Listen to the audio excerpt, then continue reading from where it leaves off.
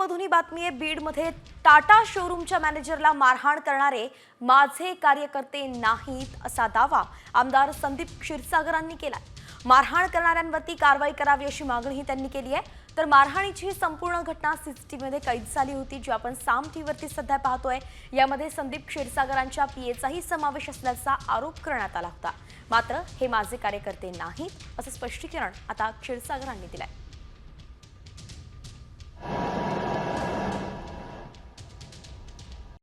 Comscore नुसार आता isakal.com आहे देशातील नंबर 1 ची मराठी न्यूज वेबसाईट। प्रत्येक अपडेटसाठी isakal.com ला नक्की भेट द्या। हा जुना प्रकार आहे आणि त्या शूटिंग जर आपण बघितली तर तुम्ही जे नाव सांगता ते किंवा माझ्या संबंधितले लोक आहेत ते उलट त्या मुलाला तिथं वाचवतात। बरं, गुन्हा जर झाला असेल, एखाद्याला मारहाण झाली असेल, ज्याला मारहाण झाली त्याच्याकडून मला वाटतं तुम्ही प्रतिक्रिया घेतल्या पाहिजे आणि त्याच्या संदर्भातलं काही चुकी झाली पाहिजे तर ती कारवाई केली पाहिजे। पण असं मला वाटतं की कालपासून मी बघितलं, एखादा जुना व्हिडिओ व्हायरल झाला त्याची खरी परिस्थिती पण आपण बघितली पाहिजे।